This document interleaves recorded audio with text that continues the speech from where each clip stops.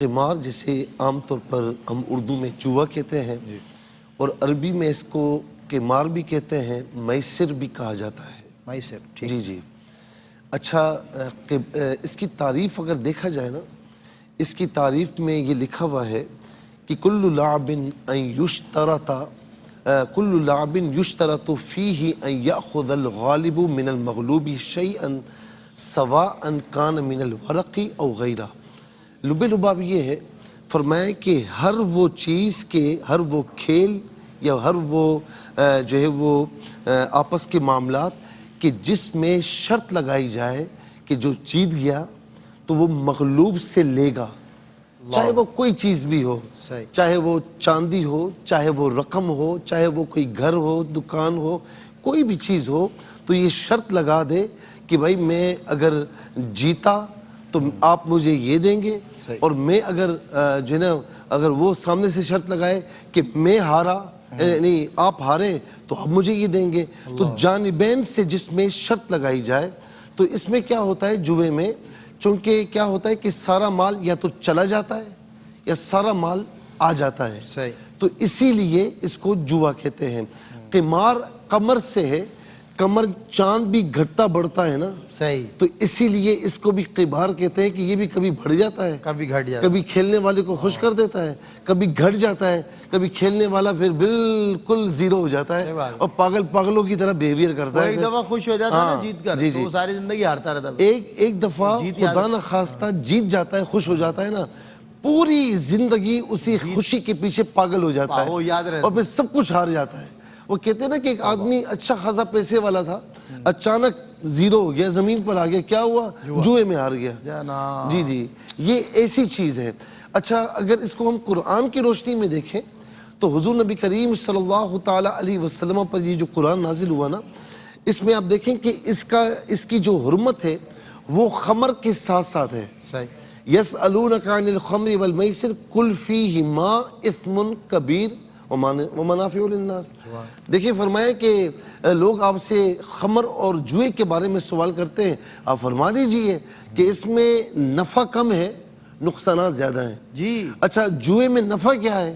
بیٹھے بیٹھے مل جاتا ہے، صحیح بات، اور ایک مرتبہ مل جائے نا کسی کو، وہ پوری زندگی پاگل رہتا ہے، اور آپ اس کو لاکھ کہیں کہ بھئی خدا کے واسطے تجھے تیری بیوی بچوں کا واسطہ نہیں کھیل، ہار رہا ہے تو ہارے گا، تو کہے گا نہیں اب جیتوں گا۔ بھائی جیتا تھا لیکن وہ یاد ہے، وہ یاد ہے جو سال پہلے جیتا تھا، جو اس کو لت لگائی گئی تھی، شیطان نے لت لگائی تھی نا، اب اس کے بعد اسی کے انتظار میں کھیلتا جا رہا ہے، ہارتا جا رہا ہے، کھیلتا جا رہا ہے، ہارتا جا رہا ہے، آپ لاکھ سمجھاؤ کہے گا نہیں اب اگلی مرتبہ جیتوں گا، پچھلی مرتبہ یہ ہو گیا تھا، اب اگلی مرتبہ بھائی جیتے گا آپ کا۔ استغفر اللہ۔ تو یہ معاملات، تو فرمایا کہ نقصانات بہت زیادہ ہیں، نفع بہت کم ہے۔ اسی طریقے سے جب یہ آخری حکم آیا نا کہ یا ایھا الذین، فرمایا بلکہ یا ایھا الذین انما الخمر یا ایھا الذین آمنوا انما الخمر والمیسر والانصاب والازلام رجس من عمل الشیطان، پھر فرما دی کہ اے ایمان والو، یہ خمر اور جوا فرمایا کہ یہ شیطانی عمل ہے، اس سے بالکل اجتناب کرو۔ میسر یسر سے ہے، چونکہ اس میں مال بغیر کمایا جاتا ہے، بغیر کچھ محنت کیا جاتا ہے، اسی لیے اس کو میسر بھی کہا جاتا ہے۔ اچھا، اب میں آپ کو آخر میں ایک بات عرض کروں گا کہ اس کی تعریفات مختلف انداز میں کی گئی ہیں۔ علامہ ابوبکر جساس حنفی رحمۃ اللہ تعالیٰ علیہ نے، علامہ شامی نے اور علامہ جرجانی نے اس کی تعریفات کی۔ تعریفات میں یہی آتا ہے کہ ہر وہ کھیل کہ جس میں جانبین سے شرط لگائی، ایک شخص یہ کہے کہ میں اگر جیت گیا تو تو مجھے یہ دے گا، آگے سے وہ کہے کہ میں جیتا تو تو مجھے یہ دے گا، تو جو غالب آ گیا اس نے مغلوب سے سارا کچھ لے لیا، اس سے جوا کہتے ہیں، قمار کہتے ہیں۔ اچھا، اس میں ایک چیز اور ہوتی ہے کہ جس میں ایک جانب سے شرط ہو۔ جی حضور نبی کریم علیہ السلام نے باقاعدہ گھوڑ سواری میں، شتر سواری میں، تیر اندازی میں اور پیدل چلنے میں یعنی دوڑ لگانے میں، تو فرمایا کہ اس میں ایک جانب سے شرط لگانا جائز ہے۔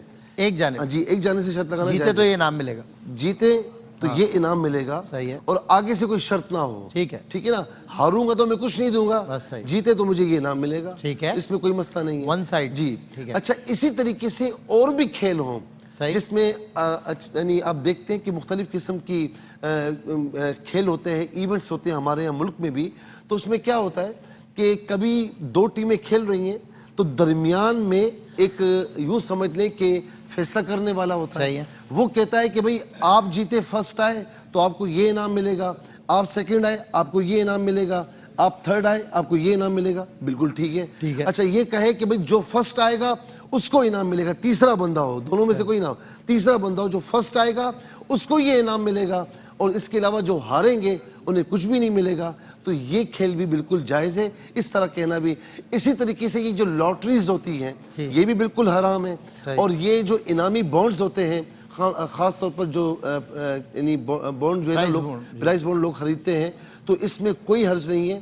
اس میں جو ہے اس کا یعنی جو انعام نکلتا ہے وہ لینا بھی بالکل جائز ہے. صرف جو عام طور پر نمبرز آخر میں بڑھتے ہیں نا، پرچیاں بڑھتی ہیں، جی جو ایکسٹرا پیسوں کے ساتھ، جی ہاں وہ لینا جائز نہیں. بالکل. اب صاحب ایک چھوٹا سا سوال جلدی سے مجھے آنسر کر دیجیے گا. آپ نے جو کہا یہ ون سائڈ آپریشن ہوتا ہے، آج کل جیسے وہ بنی ہوئی ہیں اسپورٹس کمپلیکس بنے ہوئے ہیں، آرگنائزیشنز بنی ہوئی ہیں، 10 ٹیمز آتی ہیں، اپنی اپنی انٹری فی دیتی ہیں، سروس چارج دیتے ہیں، اور پھر کسی ایک ٹیم کو انعام دیا جاتا ہے جو جیت جاتی ہے. ہاں یہ اس میں باقاعدہ علماء نے لکھا ہے اچھا کہ 2 مقابل ہوں، فریقین ہوں، اور ایک علیحدہ سے تیسرا بندہ ہو. صحیح. ٹھیک ہے نا، چاہے کمیٹی کی صورت میں ہو چاہے انفرادی صورت میں ہو. اب جس طرح بتا رہے ہیں کہ مختلف کمپلیکس بنے ہوئے ہوتے ہیں، انٹری فیس دیتی ہے ہر ٹیم. وہ انٹری فیس ان کی سروس چارجز ہوتے ہیں. بالکل ٹھیک ہے. آپ وہاں پر لائٹ استعمال کرتے ہیں، چیزیں استعمال کرتے ہیں. اب جو فرسٹ آتا ہے اسے انعام دیا جائے. بالکل ٹھیک، بالکل ٹھیک، بالکل ٹھیک.